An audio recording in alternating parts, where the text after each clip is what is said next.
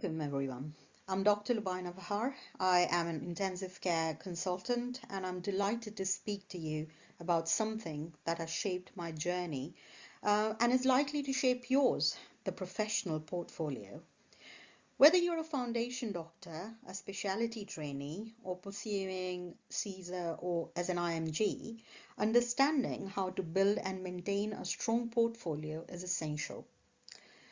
Today, I'll guide you through how to create a portfolio that not only showcases your work, but also tells your professional story in a very powerful and structured way. Dive in.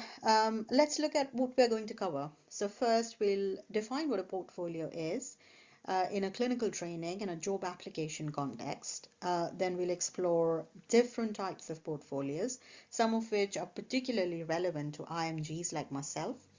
We'll then walk through the components of a high quality application portfolio and the key differences between that and your electronic training portfolios. By the end, I hope you'll feel confident not just in creating your own portfolio, but also in using it strategically to advance your career. So, what is a portfolio? It is more than a folder full of certificates. Think of it as your professional autobiography, a structured collection of evidence that shows what you've done, how you've developed, and where you're going. It includes your skills, your experiences, your reflections, and achievements. Most importantly, it's a living document that grows throughout your medical career. Why does a portfolio matter? In NHS, it does. In NHS, your portfolio does the talking when you are not in the room.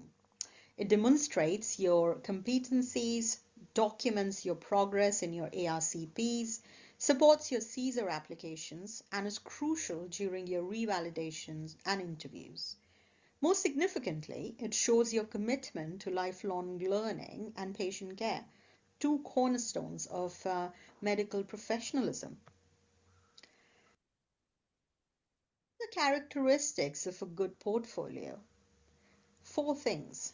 First, accessibility.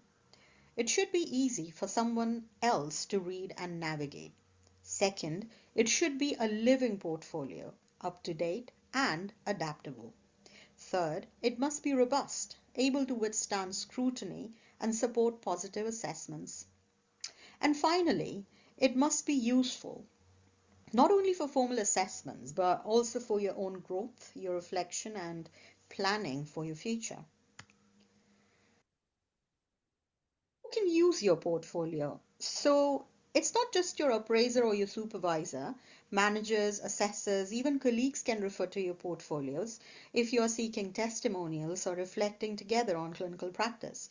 Most importantly, you use it to track your CPDs, to prepare for interviews, and to ensure you're always ready for opportunities that come your way. It can also support applications for promotions and for specialty training posts, etc. Structuring. Let's talk about structure. For physical portfolios, yes, many of us still use them. So we use a liver arch file. We keep it lean. We reduce the bulk. We use plastic wallets. And most importantly, put up a contents page, which is like an index page that shows the assessors or the interviewers what all is yet to come. Use sticky notes and tabs to highlight your key sections. It's not meant to be a printout of your entire e-portfolio, so it's a curated selection of just the relevant high quality bits that aligns with your goals and that you want your appraiser or your interviewer to see. These are your pillars: a clear CV, a compelling personal statement, documented clinical experience, evidence of teaching, quality improvement, leadership examples, reflective writing, PDPs, assessments, and any research or publication that you have undertaken so far. Together, these components offer a complete picture of your professional identity. A few golden rules, some points to remember, and some types of evidence that you can use. So make sure if it's a paper portfolio, you are carrying your original degree certificates, original qualification certificates for undergrad and postgrad training. You're carrying your original letters confirming the exams that you have cleared or the exams that you're going to appear for. Also carry copy of your ARCP outcomes, your supervisor letters, something from the medical staffing or HR that shows the length of your appointment, the specialty you worked in, the length of the post, workplace-based assessments, maybe a few of them, and a very for your clinical governance, audit, and research and teaching bits, you can carry your audit certificates, presentations condensed into a few pages. You can carry your original MD and PhD certificates, your project work, again condensed in a few pages. You can take original qualifications in teaching in the form of certificates or degrees or diplomas. You can also take some feedback received for your teaching or presentations, again condensed in a couple of pages. Carry a copy of your publications, any relevant presentations, again condensed, and train a few of them, the most recent ones will do. A few golden rules that you take your portfolio with you to the face-to-face interviews. It's also essential that you carry a few handy copies of your CV with you. When it comes to CV, it is essential to keep it as precise and concise as possible, using bullet points and not using long paragraphs, but making it quite readable and easily understandable for the purpose of your appraisals and your interviews. Again, you need to keep your portfolio logically organized. Cross-reference your evidence with the person's specification or CESR guidance if available. Remove patient identifiable data, which is paramount in preserving patient confidentiality. English translations because you're going to work in the UK, and if you are using work done overseas, then you can present that evidence as well, but it should potentially come at the end of everything. There are different types of portfolios depending on which stage of your career you're in. So foundation doctors use Horus or Turus. Specialty trainees use NHS Portfolio. Your medical education department in the trust that you work with is able to get you access to these portfolios. SAS doctors and IMGs appearing for CESR use a custom-built PDF portfolio. So if you are supposedly working in an aesthetics or intensive care medicine and working towards your portfolio pathway, you can get access to the lifelong learning platform or LLP, where you can make your own portfolio and collect all your evidence in the form of workplace-based assessments, supervisor letters, and learning outcome completion forms. For appraisals, you will use systems like PREP. Each one has its own format, but the underlying purpose remains the same. So all of them demonstrate your competence and your progression. Portfolio tips by career stage. So let's break that down.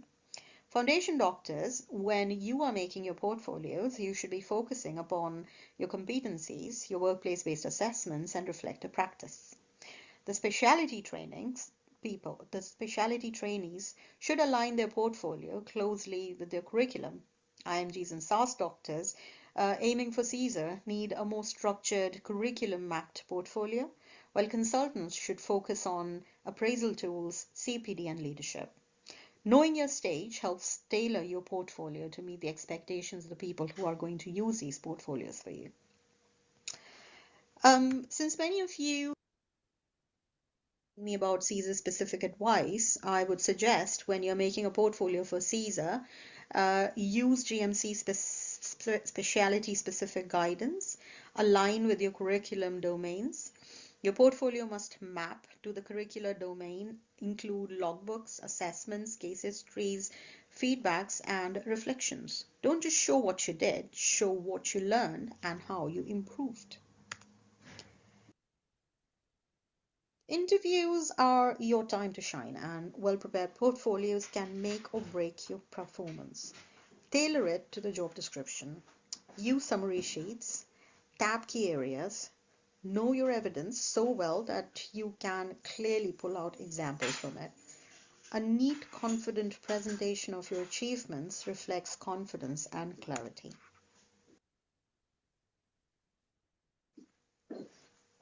A strong portfolio does more than tick boxes. It builds your confidence, it boosts your interview scores, and it enhances your credibility. It supports career progression and opens doors to leadership, gives you a tangible taste of progression and direction. Try to avoid these common mistakes when it comes to preparing a portfolio: disorganization, missing or superficial reflections, and misalignment with the curriculum or job requirements. Remember, more is not better, and quality always wins.